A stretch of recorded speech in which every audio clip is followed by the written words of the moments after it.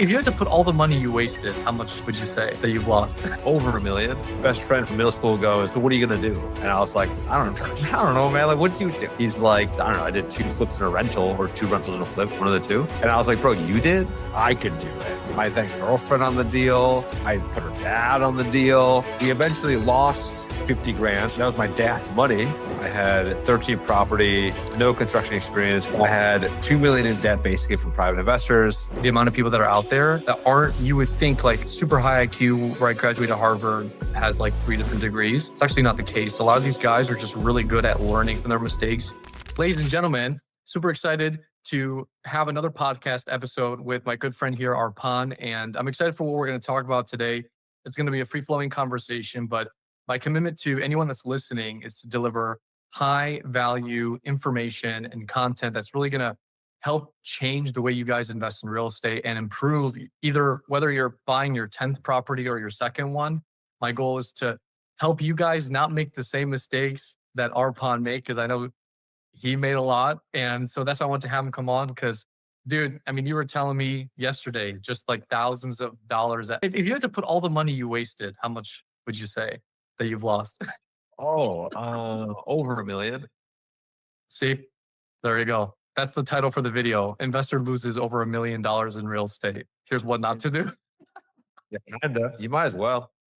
Yeah. So anyway, tell me, Arpan, like a little bit of your story, provide some context so people know kind of where you came from, why you even got into investing. And then after that, I want to start covering some really like specific problems early things that you've learned along the way, and we'll go from there. Yeah. Yeah. So my background's engineering. I went to Purdue for a little while, then out east, went to the Polytech. I got, engineering degrees in biomedical engineering and chemical engineering. So, mom and dad raised no dummy, but then I graduated during the crash. That was all my fault, apparently. Right. And they flew me around all over the country for for plant site visits and on-site interviews and all that kind of stuff, but nobody had a job. Right. And so came back home. At that age, you're pretty defeated, obviously. Right. Like, worked this hard. I couldn't help the market. Like, right. So you come home, best friend from middle school goes, so what are you going to do? And I was like, I don't know, man. Like, what do you do? He's like, I don't know. I did 2 flips in a rental or 2 rentals in a flip, one of the two. And I was like, bro, you did? He's like, yeah. And I was like, no, like for real, like, you did? He's like, yeah, prick, I did. I was like, bro, if you could do it, I could do it. And he's like, oh my God, right? And I was like, well, you want to do it together?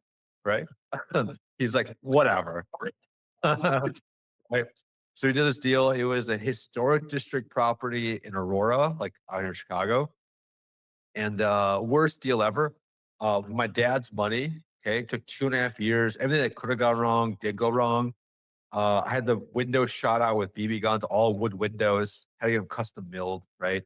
Contractor stole from me half of all the materials, literally arrived and then left. You know what I'm saying? So I paid. I actually went to the house. He took my materials on and ran out. I went there and I go, oh, bro, your numbers look really good on this. He's like, yeah, it's great. I didn't realize that was my stuff.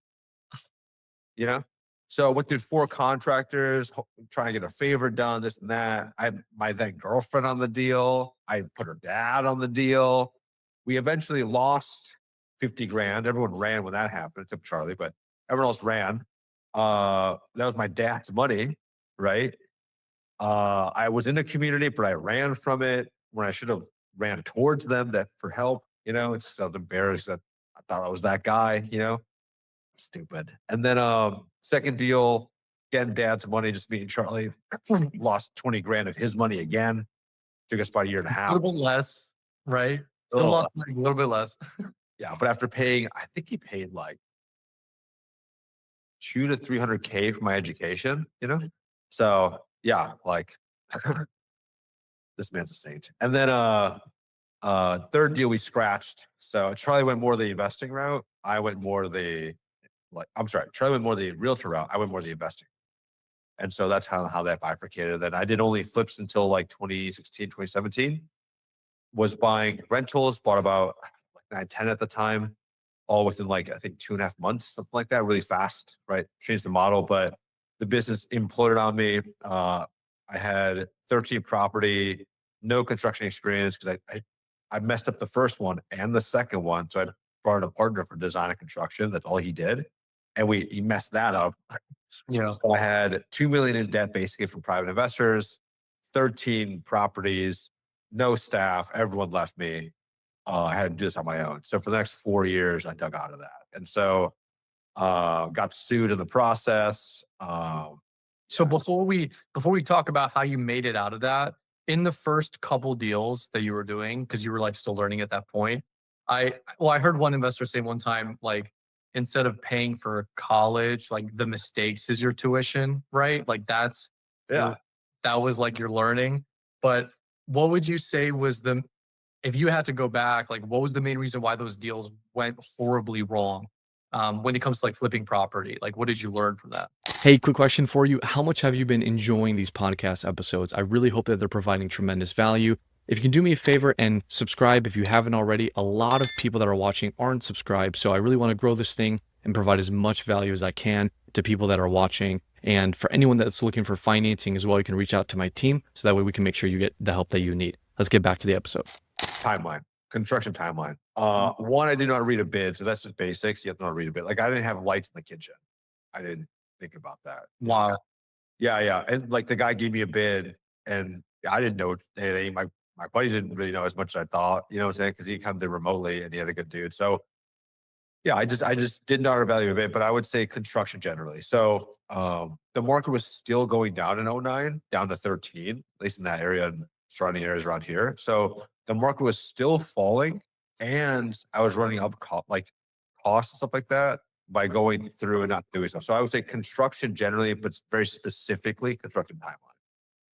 That's really what it was. So like knowing how to read a bid, knowing what, like where a fixture should go, like what room needs what, but also you're saying like keeping people on track to Yes. like meet their deadlines. Yes. Okay. Were you kind of just relaxed about it? Like you just thought contractors would just do the work and Well, they would tell me a timeline and I would believe it. But like, I didn't know any better, right? So like drywall in that house shouldn't take any more than like maybe a week, but he told me it'd take about a month, right? And then he didn't even do the drywall. You know what I'm saying? yeah. So there's that. So like, I just was obviously the guy you could take advantage of because I didn't know anything, and he did. So that's on me. You know? Hey, quick question for you. How much have you been enjoying these podcast episodes? I really hope that they're providing tremendous value. If you can do me a favor and subscribe if you haven't already, a lot of people that are watching aren't subscribed. So I really want to grow this thing and provide as much value as I can to people that are watching. And for anyone that's looking for financing as well, you can reach out to my team so that way we can make sure you get the help that you need. Let's get back to the episode. So construction timeline, that was really what hurt you guys the most. And I mean, what about the purchase price or like We actually bought it fine. Like, oh, okay. I mean, today's numbers are different than 09 numbers, but Yeah. realistically, I did a post, an autopsy on it a few years after, and it was all right. I think I bought it for 65. Was trying to put like at then numbers about 35 in it. It should have been more like 50, honestly. Yeah. And I would have sold it for like 150. So it would have been a break even deal. But I thought I was going to make 20, 30K on it, right? Because I didn't know how to evaluate stuff. Yeah. So I thought I'd make 30 on it. But even then, if I just done it in the timeline I was supposed to do it in, which was like, I think at the time, like 4 months, that would have been fine because the market wasn't cratering underneath me. We ended up selling that thing for like 120, right? 3-4 years later, or 2.5 years later. And we overspent on the budget. So that's where that 50K comes from. Well, I feel like after we talked yesterday too, and then like what you were sharing, like when we started, I think what I've noticed with people that are smarter or did well in school, sometimes there's this like, and I'm not, no offense to you, like I'm not trying to, but I think a lot of guys are like, oh, I did well in everything. So like that means in this area, I'm gonna just excel at because I've always done well. So like for you, I mean, looking back, do you feel like a lot of new investors get overconfident with the fix and flips and like, I did. Yeah. Like everything came to me really easy. There's actually a little anxiety I had when I was in my early 20s. I wouldn't say it that way then, but I would say it kind of now. Like I wasn't physically gifted, but I was good at sports because I'm pretty smart and I'm very coordinated. So I excelled really well at sports, even given my physical limitations. But that's the only limitation I ever had. When I came to school or any of that kind of stuff, everything came super easy and naturally to me.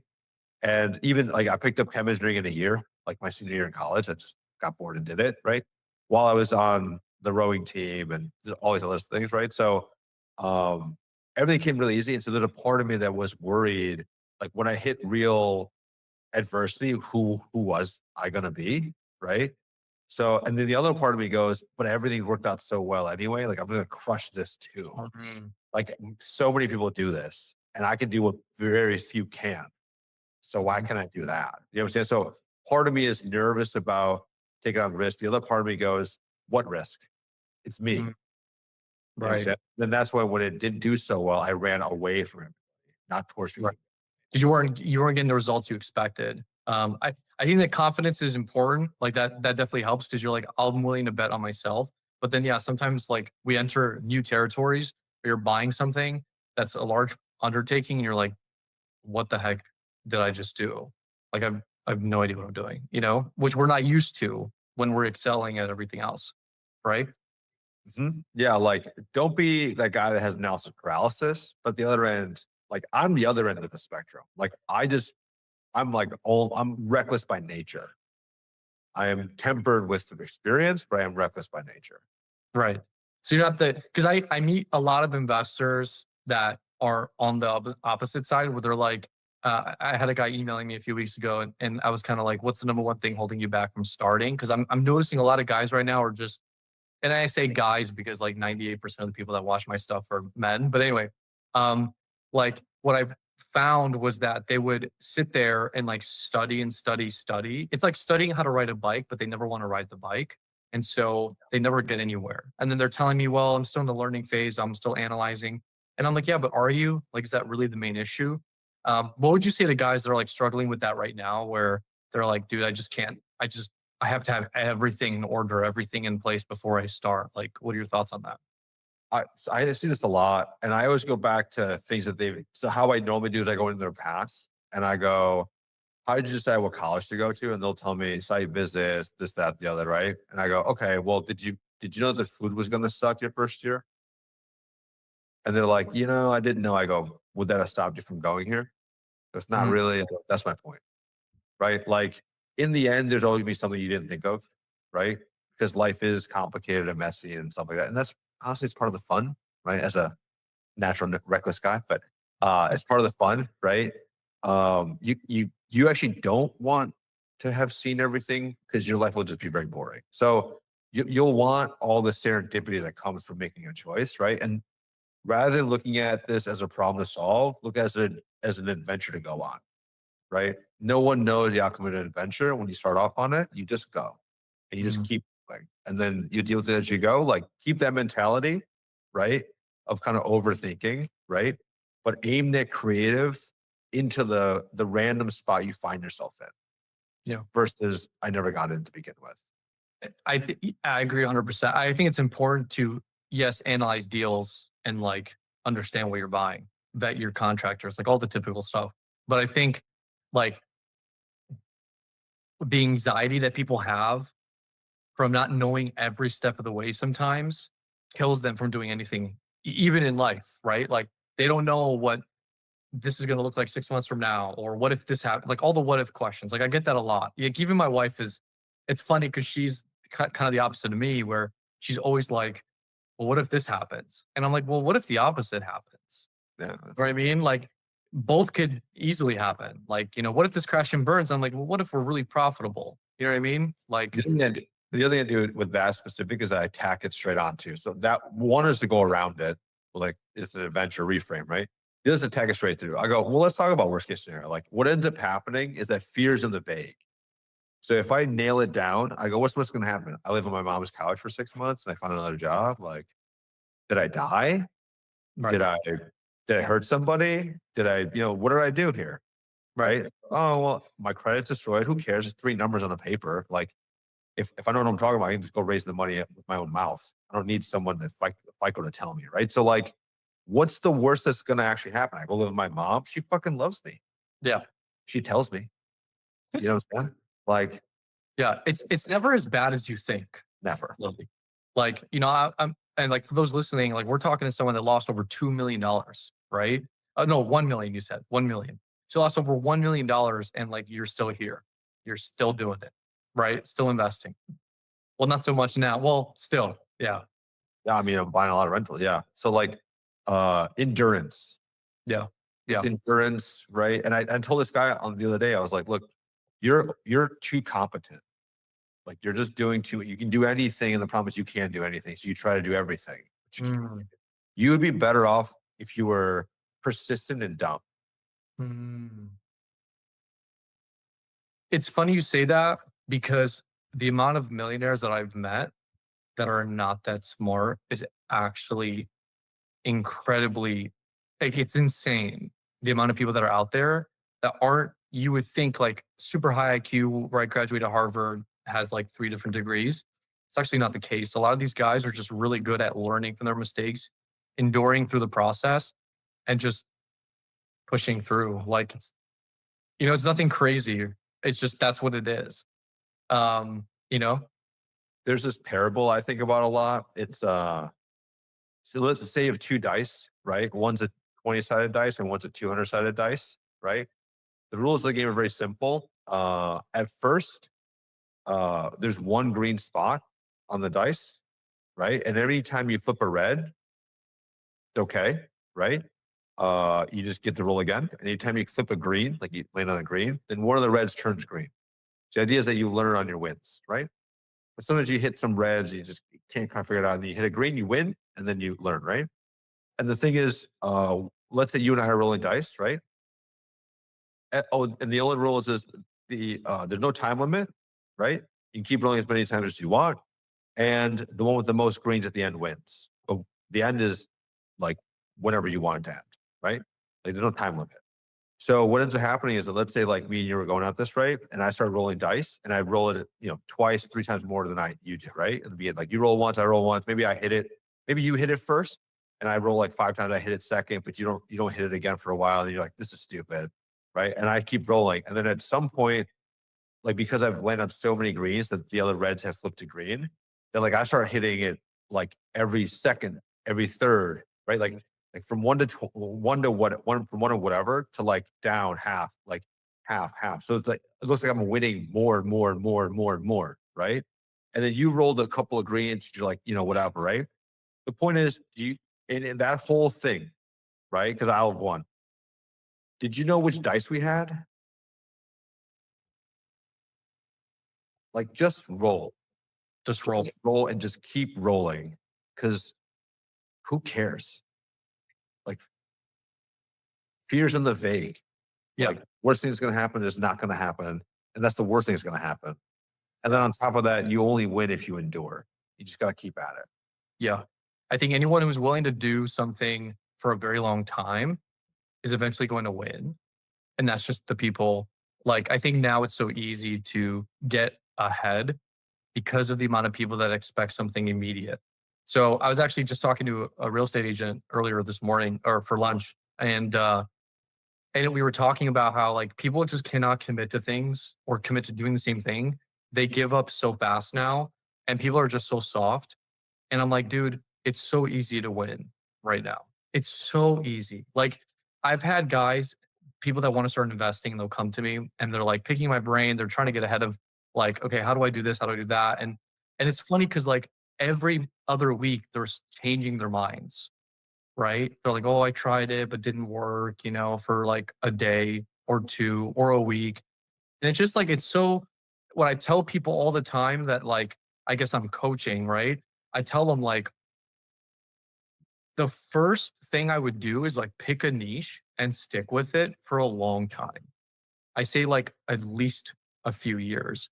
Like if you're gonna do fix and flips, pick a niche with flipping, whether it's single family homes, condos in Golden Shore and in the Gold Coast, I mean, and then like just pick that niche and run with it. Don't change to multifamily, then go to condo, then go to single family, right? And so that's it, dude. Like it's just that simple. Isn't that crazy though? Like that's all it is. Yeah, like really, you just want to you want to stack wins, right? And you can't stack wins like like if I'm really good at like, I don't know, getting girls on dates, right? This doesn't really translate to buying property. Like, you know what I'm saying? Like it's not the same. You want wins in that like small niche, right? Yeah. So if you're gonna stack wins, so like, I made a ton of mistakes, right? Like I just coach kind of off my mistakes. It's really all I do, right? And you stack wins on like the mistakes stack up, the learning stacks up, the wins stack up, and then that's how you get confidence, right? And you can walk into any room with that confidence because like people don't have to know you have scars; they just know you have scars, Mm, and you survived them, and that's why they're scars, and that's why it's not fatal, right? mm, You talk a certain way, comes across a certain way. You can only stack those wins up in a defined area, right? Like if I tell you about marketing for PepsiCo, what do I know? Like, I'm full of crap. You know what I'm saying? Like, right. But you want to stay in one area and it's to accumulate the mistakes. Like you want the mistakes. Like the wins come, that's great. But you actually want the mistakes more so that you can learn and then hopefully you learn fast, right? So you can learn faster. And then that way, that's why I think volume is the thing that's missing most of the time. mm. Like you're talking about like, 1 or 2 days a week, whatever these guys, right? You can't get any volume from that. Like we do, that's all we do in our business is like, we just think about volume. That's it. Like how to put more offers out, more of this, more of Right. that. Just output and input. Yeah. Because you'll learn more, you'll stack more wins, you'll be more confident, you'll get further ahead. Yeah. Just volume. What would you say aside from construction timeline? Because you mentioned mistakes, and then I do want to talk about like how you got out of like the holes that you were in. But like, what would you say are the top, I don't know, call it 3 to 5 mistakes that you're seeing right now in this market that a lot of people are making? One is getting horny for a deal. That's what we call it. Like they just, Overly excited yeah, about they're that way too excited. Like I gotta do my first, you know what I'm saying? Like, and I'm like, that was a junk deal. They go, I just had to do it. I was yeah. like, okay, I think you missed the point here, right? So that's on one end, right? Because there's not a ton of opportunities now. They're just seeing mirages, right? Everything's right on one end, right? On the other end, the overly analyzing because like it is a stagnant market. So in a stagnant market, there is no rising tide. There's no like crashing wave either, Right. right? So in this market, you have to manufacture value, right? Correct. And that's a skill. So it's a higher skilled necessary environment right now than it was, 6 years ago, right? Why do you think so? Why do you think that is? Because everyone knew 3% was never going to last forever. So it was low tide. So you knew eventually the tide was coming in because historically the rates are 8%, right? Like that's the historical average. You're at 3. Like just do what you got to do to buy as many as you can. Like you just had to buy it and wait, really, right? And then if you waited a decade, you won, right? So because the tide was going to come in, we're not sure the tide's coming in right now, right? We're at 6, 6.5, or whatever we are right now. Like you know more than me, right? It's Yeah. not on a versus 8. That's not a huge difference, right? So and no one's selling because they just came off a 3% mortgage, right? So they're not selling. So you have a stagnant market right now, right? And so, but whereas before you can just kind of accumulate and wait, I don't know if you can really do that right now because prices are kind of high, inventory is low because of this, stagflation, if you will, and then here we are, right? So, so that makes it a more skilled environment. Before you be skilled at raising money, now you have to be skilled at making value. And it's really hard to find value, even in like, I mean, that's why private equity is coming down chain. It's because they have all this money and they have to find value and they just can't do it where they normally do it. They're Uh, coming down chain because of that. They have a mandate to make money. right. If they don't make money, it's a cancer to them. Mhm. Right. That's So why I like, like the schemes. what, yeah, right. What do you think is the most effective way to manufacture value then? Construction. Yep. Like make it nicer. Like it's all the normal stuff, right? Like What does it mean?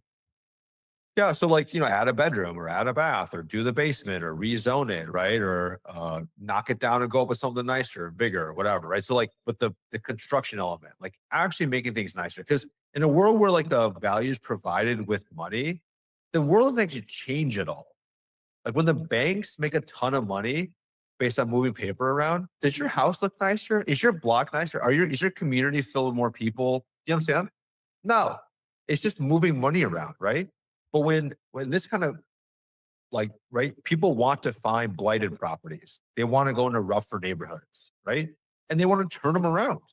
Well, that has an actual net positive effect on sure capital, but also the community, like your pitch to investors, right? Like I'm actually doing something real, right? So I think about this as real value, not financial value. You get financial because of the real value. So I actually like this kind of market. This is my favorite kind of market. The ones that you just buy and hold on, it's gonna, hit a balloon, right? Like, okay, like it's not skilled, right? In a down market, you just gotta wait. Like as an active operator, it's hard to do that unless you're shorting the case Schiller or something like that, right? Like, right? Um, so there's some plays there, but generally it's hard to make money in a down market, like actively shooting down, right? It's mostly a market play. But this kind of market is my favorite. Like you have a real impact on the world around you. There's so many good things that you said there. One of the points I want to touch on is like, or one of the points I want to react to is that like the amount of times that I see in the news that like, oh, market's crashing, like this is the worst market ever to invest in, to make money in, to buy a house, right? All this stuff. And I'm like, dude, you have to understand that media companies are a for-profit organization. What is their job? What are media's companies? What is Facebook's job, Instagram's job, YouTube? It's to keep you on the platform. In media, fear and sex sell. What do you think they're going to put out, right? They're going to always give you the bad news and say that everything is crashing. And I'm like, you know what? Fine. Most of the people that want to buy into that, they're going to buy into it. They'll stay on the sidelines and it's more opportunity for us. But like you said, I love that it's a skill based market. I do think back then, because it used to be a market where you can just buy and sit and that's it. Like you just waited for appreciation to really kick in. But in this market now, you're like, dude, I got to force the appreciation. I got to put in the sweat equity. There's like no, like you said, it's stagnant. Like it's not crashing, but it's not like exploding. Depending on some areas, of course, in respects to like that's real estate, dude, block by block, especially in Chicago, completely different languages, right? In terms of like how they behave. But in general, like, dude, I think you're spot on with that. That like now it's a skill base. Now it's about who can do the value adds, right? And not lose money and stay on time. And those players are harder to find. So if you can become that person, you will have like I made a phone call yesterday, 20K. I didn't even need it. I had to tell the guy to give it back because I thought I might need it. Yeah, I did. I'm like, hey man, sorry, I can't take your money. He's like, oh, well, when do you need it? I go, probably in like a couple of weeks, this other deal. He's like, okay, fine. Like if you're that guy that can generate value, not paper value, not like, oh, I can raise money, buy a house, and that's it. Right. But if you actually generate real value in the real world, right? You are that much different than everyone else around you. Even the people that did well 10 years ago. I was at a coffee with this guy like maybe a couple months back. And he's like, yeah, look, I got in, I bought a bunch of property in like, Wicker Park, Lincoln Park, whatever. And I bought it in like 2010 to 2017. And I buy basically one property a year right now. And I have so much money, I don't even get a lot of debt against it. I go, I can't do that model, bro. Like, what am I supposed to do with that? I don't teach that. I don't, like you basically have to go back and do it that way and then zoom forward today. That doesn't help me today. Yeah. You understand? Like today it's about value add, right? So that guy can do it then. That's a paper value thing, right? I'm trying to do real value things. Right. I love that you said that because the advice, especially when you pull up old videos like from Bigger Pockets and stuff, or you read even books now. Like I have some books right here that I was going through, and I'm like, dude, a lot of stuff is so outdated. Like it's not applicable anymore. Like the core concepts and the frameworks and principles, sure. Like, oh, invest in real estate, tax benefits. Like, yeah, great. But like right now, like for example, house hacking, right? Like house hacking, I think I think it's still one of the greatest ways like a newer investor can like enter the market and just keep doing that like every year. Like I tell people, man, like if you're a single guy, no kids, dude, I would house hack every year. I'd buy a 4 unit, live in 1 unit, rent out the 5% down. Like it's an excellent way. But I know not everybody, especially guys listening, I got guys that are in Georgia, Texas, more rural areas where there's only single family homes. Like that's it. Like that's the only product that they have, right, to value add.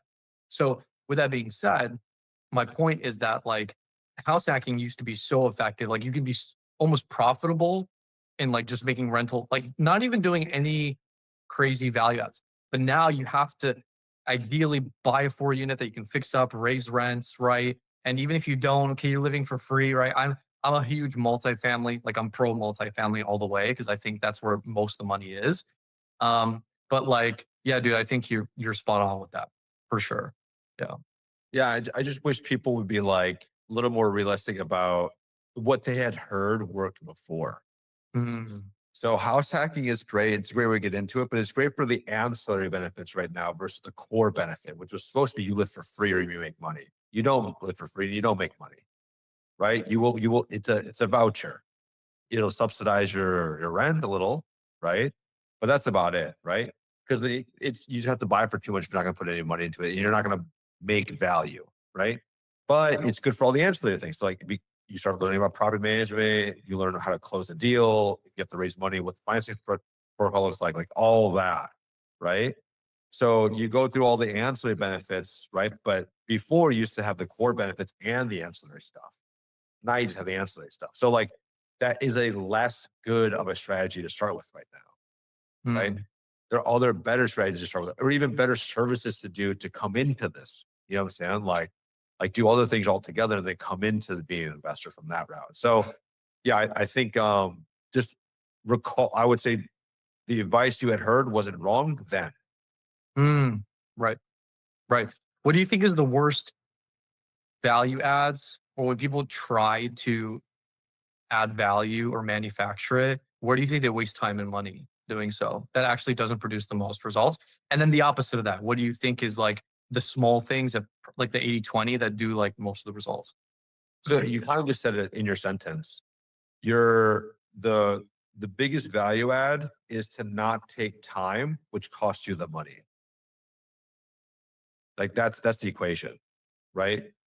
Whenever your rental goes on longer, right? For whatever happens, like it's magic when a guy is only planning to be there 6 weeks, is there 8 weeks, and there's always a change order somewhere.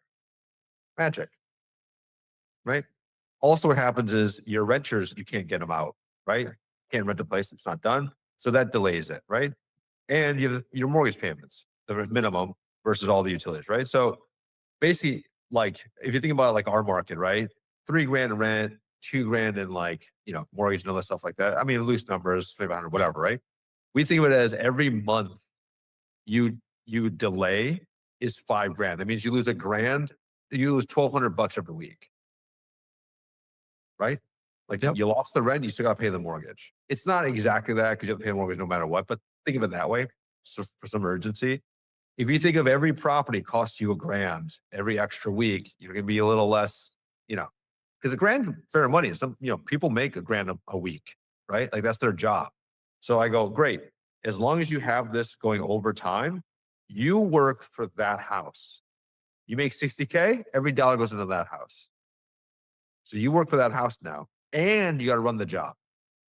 Mm, So you're working 2 jobs for free. mm. Is that what you want? I remember I had a client that like had 4 kids in high school, works a full-time job, and was like, "Yeah, I want to start flipping houses," and like hasn't flipped ever. And I'm like, "Good luck." Oh, Like you're like already busy as it is. I'm like, "Good luck." It yeah, it's just like, oh, we think it's just like, oh, press a button, and like let me flip this house, or like I just have to hire some people and they'll do all the work. What let me ask you this, like, oh, I had a really good question that came to mind when you were talking about flipping. Oh yeah. What are your thoughts now on flipping versus buying and just holding the property? I don't flip. Why? So my last flips, I just got all the stuff back today. We lost 10, lost 10. Uh gonna lose. Well, we might not lose 30, but we'll see. Break even and make 80. So is that the life you want? Am I profitable? Yeah. But what, 10 grand a house? Yeah, right. Like, is that the life you want? You know what I'm saying? Like less than that. So it's just too volatile. I've made over 100 grand on a flip. I've lost over 100 grand on a flip. It's just too volatile. So what we found is that rentals are the best. Like let's say we're buying this place right now. It's like I think we bought it 2 weeks ago, 320 purchase. We told the lender it'll be 92 and a half for the reno, and then it's worth 5 something. I forget exactly what it is, like 580, 600, something like that, right? So there's good numbers on it, 70% LTV, all that kind of stuff. But the reno is actually only going to cost us 60. So I keep 30. That 30 is tax free, right? Right. It's cash in my hands, the loan against the property. My renter pays, I make $500 a month on that property. It's not done yet. We just bought it, but that's the projection, right? So I made 30K, right? I will get $500 a month, and I have 100 and some odd grand in equity sitting in the house. Versus losing 10K here, 10K there, making maybe 50, 60K, and then paying capital gains tax if you don't 1031, right? Having an appraiser back your value is a lot easier than him putting up his own 500 grand, right? So a buyer is always going to be like, give me less money, right? An appraiser's like, we're here to do business. Yep. It's this money. He wants to give it. But that man's business is to lend the money. I'm not going to get in the way. I mean, within some reason, but I'm not going to get in the way, right? And so so he's there to do business. I'm there to do business. Lender's there to do business. It's all aligned. When you have a buyer and he goes, I hate you. Yep. This tile is out of place. I go, like, what do you mean? It's like, the spacing is wrong and you know it. Give me a $10,000 credit because the panels thing from the right. It's just more contentious. So I like rentals more because I make actually money into my pocket, not tax, right? Untaxed. I make money over time. I have equity, and everyone's on the same team. Right. So case in point, which is actually the same. I've been preaching the same thing. Like my dad's GC. I grew up doing construction. I actually have an unfair advantage. If I wanted to flip, I actually think I could probably put a crew together overnight and we'd rock and roll. Like I grew up doing construct. Like I have that experience and I have the lending experience, but I can't stand flipping. I just can't stand it. Like you said, it's too volatile. There's too many ways to lose money and it takes too long. I think in this market, thank God, yes, we don't have the shortage anymore of materials and lumber came back down after it went up like 10x. But still, what you said is exactly on the money. I can buy a property, renovate it. I have money from the lender now, right? Cash in hand from the loan. I then can rent it out, either break even or have some money cash flow. And then I have some equity, right? 50 to 100 plus that I can tap into for the next deal.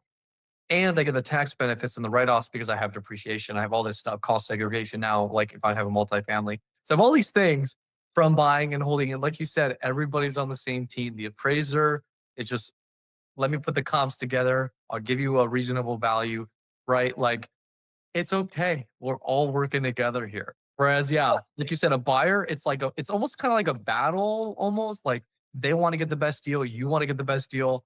And it's like, let's meet in the middle, Yeah. And like the actual consumer there is the renter, but a renter is not going to bloody knuckle you to death, right? For like $200. You know what I'm saying? Like they go, can I afford it? And they're like, I've never heard of someone negotiate a rental price. I'm trying to think of anyone that did, right? Like they just go, can I afford it or not?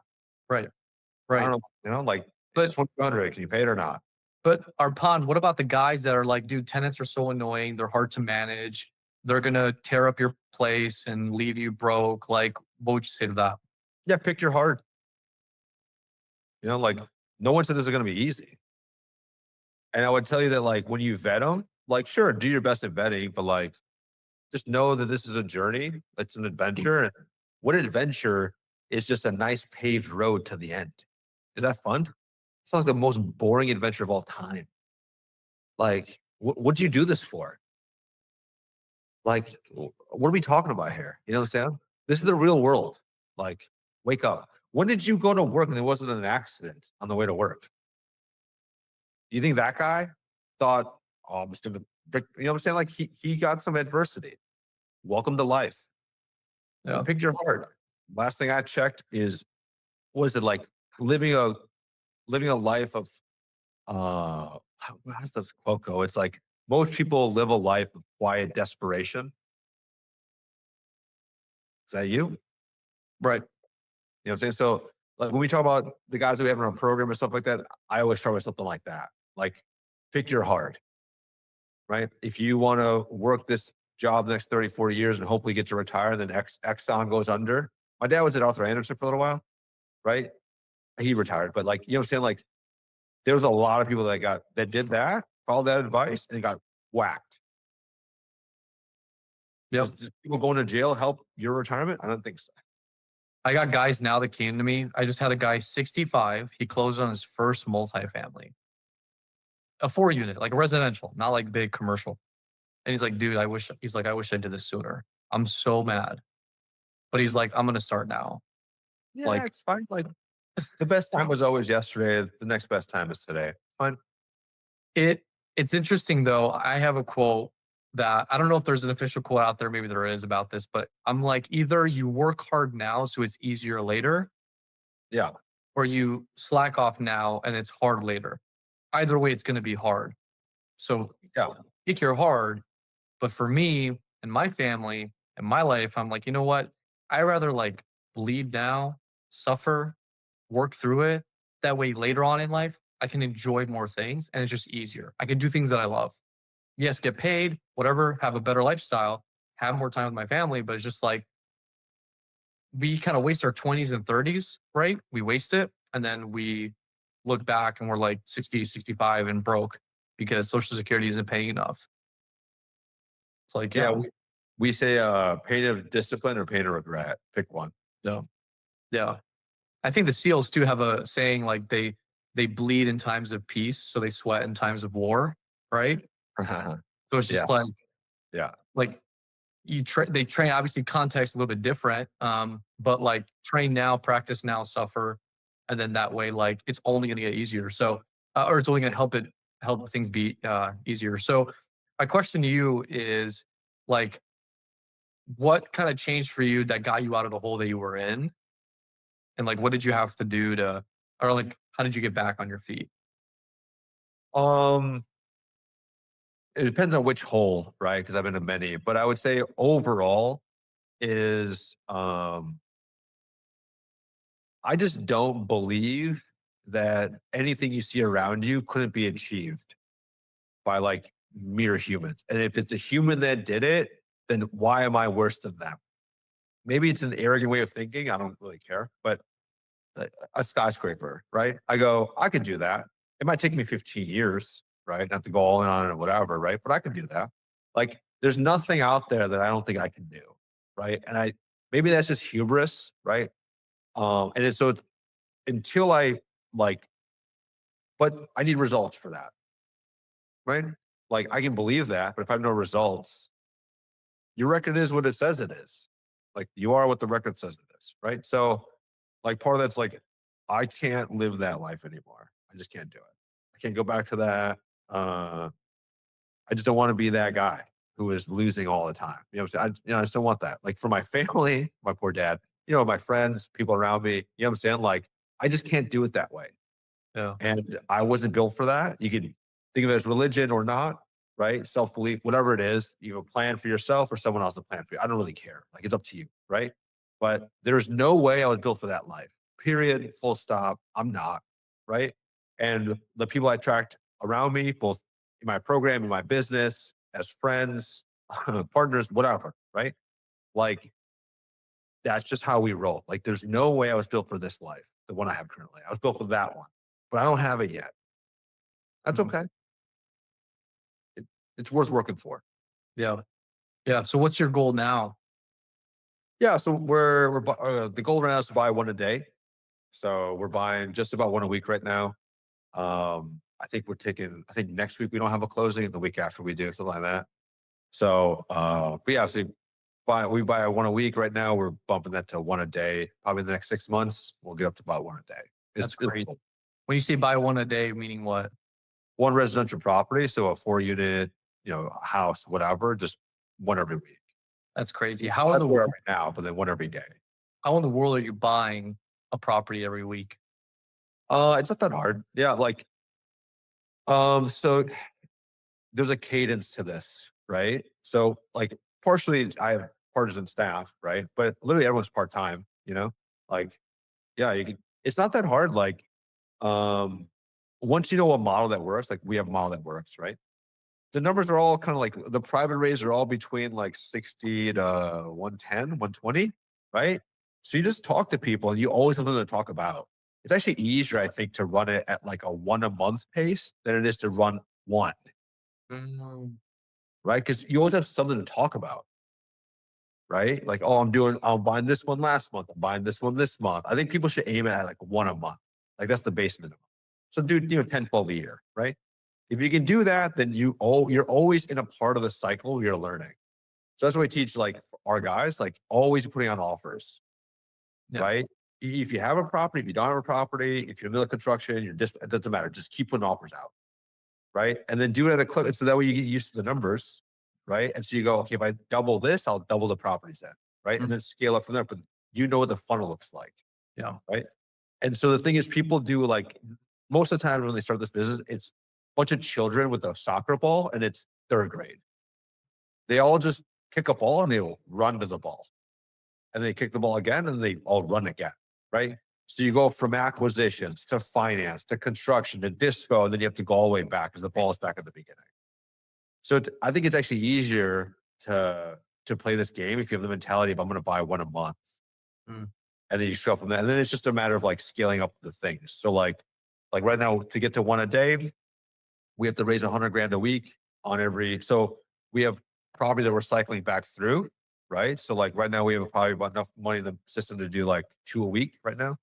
So we're cycling some of that through, but also raising new money from new people. So the goal is basically very simple. Like every week we buy another property that's fresh money. And then whatever recycle money comes in, we got to satisfy that too. mm. So it's right. And so if every month you buy one more a week, that means in 5 months you have five more property you buy per week, right? And you have like your new stuff. Like we have two right now a week. So 5 plus 2, faster wise gives us 7. That's one a day. So that's the roadmap there. So as long And as you have a continuous system. you're constantly raising money. How are you raising money? Just sending out email blasts, calling people, hey, or is it just like you have the money now? It's just Uh, email. no, it's paywall. So if people inside of communities who are business owners or real estate people already, right? We teach this like a lot in a big part of our like coaching program is how to get into the right communities and then deliver value and also ask for value, Mm, right? So I think we raised like one of the groups that we're in 6 or 7. One of the groups we I think like 600K, 700K from. Yeah, in like 6 weeks, 8 weeks. wow. Yeah. Yeah. So paywalls are big because they know you're serious. Yeah. You're not just some guy on the street, like, and they know what you know. Yeah. You learned whatever they learned. So there's some like intrinsic trust there. When you say paywalls, you're talking about like groups or communities that are private that you have to pay to be in, right? Yeah. Yeah. So like I'm in sub 2, we're in mastery, like my partner in mastery, we're all in Aspire, Martellus group. Like there's just a bunch. Like we Yeah. have like 7 of them, right? And so you just network with the people in there, Yeah. right? And you try and help them out as much. Like we run lots of events every month. We just help out. We attend events. We run them, like whatever. And so we're just really big about like just here are all my tools. Here's this and that. Like here's the stuff. Like you want help implementing it. We have a program for it, but otherwise, like here's all of our stuff. Well, yeah, Nice. yeah. What's your acquisition method? Do you have just a guy part-time that just finds deals then at this point for your model?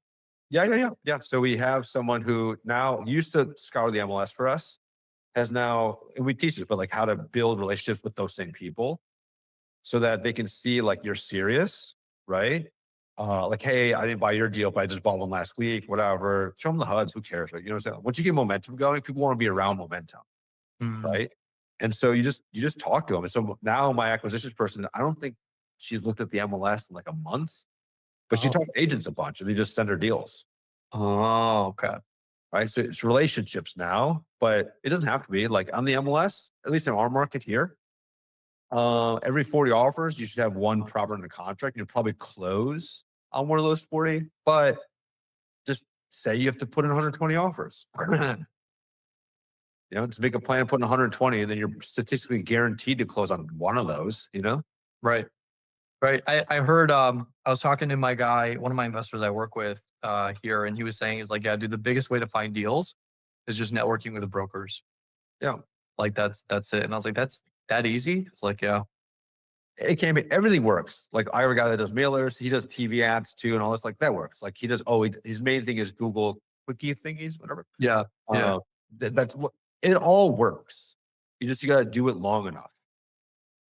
That's exactly it. But every single thing has its pros and cons, right? You just got to figure out what works and what works for your model and then just run with that. But again, back to what we said, like people keep changing. They'll try something for a week. Oh, this doesn't work. Pay-per-click ads don't work or mailers don't work. And it's like, yeah, because you did it for 2 weeks, right? And you're expecting a ton of phone calls. So I think yeah, I love the relationship side of things because it's free, right? Brokers, like just working, networking. Hey, like you got 50 or even wholesalers, right? You're working, you got guys on your list or people that you're communicating with constantly. They like to hang around momentum. They know you're doing deals. They know you have capital. And so you're like one of the first people that they call when they have a deal, right? When they need an end buyer. And so, yeah, I think that's anything you want to add on to that part? No, I mean, like relationships are everything. I mean, Yeah. your team, right, is all relationship built. You cannot do this game alone. You know this. You need a bunch of people. I can't be my own accountant, my own attorney, my own title company, my own lender. So you need this game forces you to have a team. Whereas if you like sell Sunday cones, like maybe you don't need that, right? So like it forces you. You need a team there. You just don't know it. And so like this one, you're forced to have it. So I think that's the biggest thing is like getting out there, talking to people, doing all that, and that's all free, like you said. So just do the free stuff, do a ton of it, do it well, and just like endure. And then you raise capital and then you're using hard money lending or are you paying cash for the properties? Yeah. So if it's a small enough deal, it's like 250 or less, we'll just raise it from one person, like Yeah. a private person. If it's above that, we'll do hard money first, we'll do soft money second, right? And so that's how we do it. That's how we capital stack it. Yeah. Nice. That's awesome, man. Well, hey, look, I know we're top of the hour here, so I appreciate a lot of the value that you've shared. Like, I think you spoke to a lot of people that I know needed to hear this. What would you like if they want to reach out to you? Because I know you Yeah. have coaching opportunities, you have programs available if people want to learn more. Why don't you go ahead and plug that in so people know how to contact you? Yeah. So well, one for your audience, we give a little giveaway, right? So we have a pickle guide. So the idea is that like, because I've been in a lot of pickles before. And so like just DM Ben Pickle to my Instagram. My Instagram's invest with Arpan, ARPAN. To invest with Arpan. Just give me a follow and then just DM. That's it. I'll just send you the pickle guide. So right. But yeah, so we do that for you guys. So just put Ben and pickle. Because Ben might be in pickle. I'm just kidding. Yeah, so you can find me. We have a coaching program. We do a lot of stuff locally. We run local events as well. So hit us up. But overall, yeah, like we just want to make sure that what we're doing is like we stay in our lane, right? Like I'm not gonna teach you to do multifamily or whatever. Like we do single family, like we do residential, right? It's because we got a lot of scars to prove it and stuff like that. So anyway, our pickle guy is kind of built off of like past mistakes. So hope that helps. Love that. Well, hey guys, thank you so much for tuning in. We'll catch you on the next one. I hope this was valuable. If you need any financing help as well on the hard money side, multifamily, single family, right? We can reach out. I'll put my info in the description as well. But Arpan, thank you so much, man. Appreciate it.